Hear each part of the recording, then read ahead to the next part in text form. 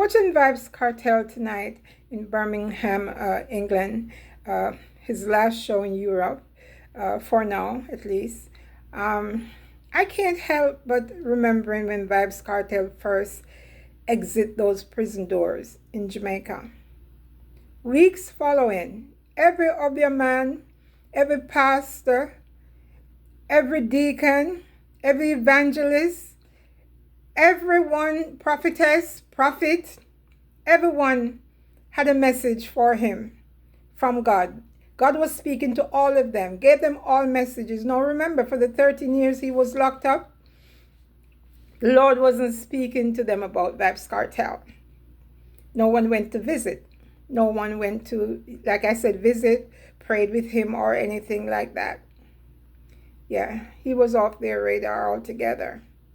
If you weren't coming to the church with a bag of money every Sunday or Wednesday, whatever time they meet, for prayer meeting, Bible study, and just keep emptying your wallet or your pocket in their collection plate, they weren't interested in you. So Vybz Cartel is out, and they're on TikTok. They're everywhere in social media with all these messages for him from the Lord.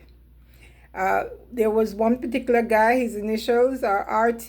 You could look him up on TikTok. He's everywhere, but on TikTok mostly. He said that Cartel would not live to see this year, 2025. They wish him death. They wish that his illness would have gotten worse. They just wish that he never got better. Okay, and there were also artists included. Yeah, the ones that never wanted to see him come back into the dancehall space. And I look at him, I remember how he was. That huge stomach. You know, his face was swollen. His neck was swollen. He was sick. He was dying inside there. And he made it out. And we watched him gradually, week after week. We saw him in the gym. He called it Kim, you know how it is with our people. And you could see where he was visiting his doctor and so on and so forth. But when you look at him, you just knew he was not well. Sometimes he was walking or standing and he would be leaning on Sidem. Look how small Sidem is. Such a petite woman to hold up such a tall, strong man. Well, strong looking. And I cried many times. I felt so bad for him.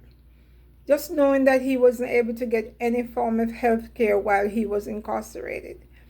He might have maybe gone maybe once or let them in once to look him over, but that was it. Their plan was for him to die there, like the plan of a lot of people. But God had the last say. And I don't have to repeat how many times he said he prayed. He prayed and he prayed and he prayed. Yes, God answers all our prayers.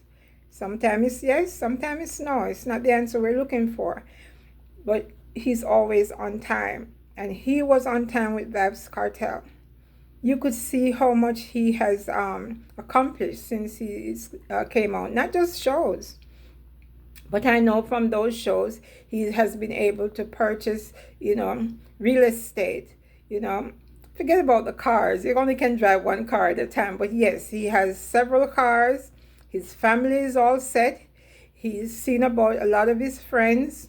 And he is in the studio. He has a good team with him, and everybody is living, I would say, fairly good. He's not paying them peanuts. He said he's sharing the wealth with everyone around him.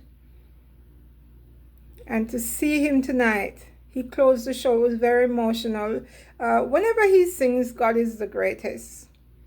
So much things flashes in his mind, I'm sure. There's a lot that goes on there. That he cries. He's always emotional at the end of these shows or whenever he sings that song. So yes, I am just saying, to see where he has come far, and the song says that. He's coming from a far way. Guys, all we can do is pray one for another. I believe in prayer, I really do.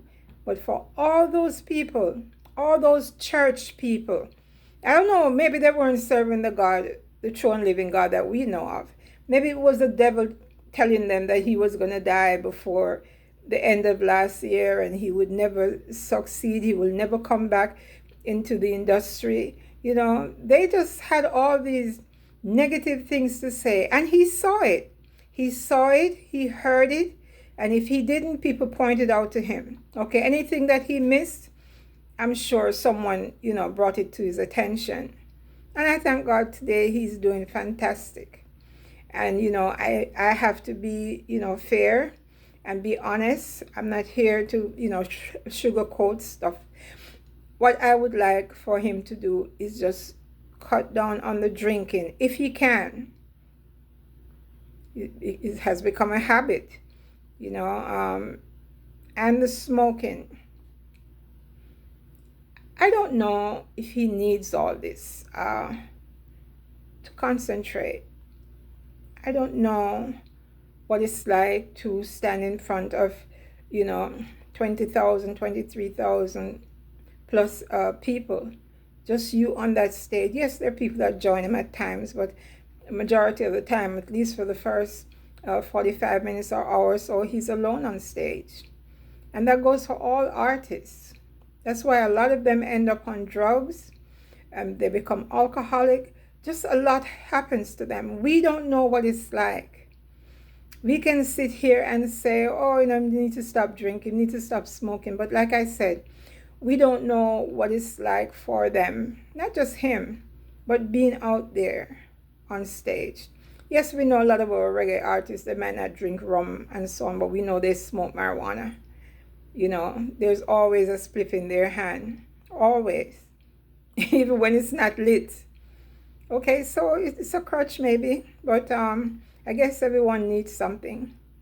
But yes, that's my bit on the European tour. He did fantastic. And I don't know what their plans are going forward, but Africa, I know for sure, is on his list. Good night, everyone, and continue to pray one for another, including vybzkartel. Okay, he's good and kind, very generous to a lot of people. It is said that he has done a lot for people that he never posts. Okay, he didn't do it in a crowd. It was done privately, and a lot of people are living well because of him. Yeah. So good night. Leave your comments, please. Comment, like, share, and if you're new here, please subscribe. I appreciate it. And I do read your comments. Like I've said in all my videos, I do read. I sit back and I read. Even if it's just one comment, I read it. Good night. Have a great weekend.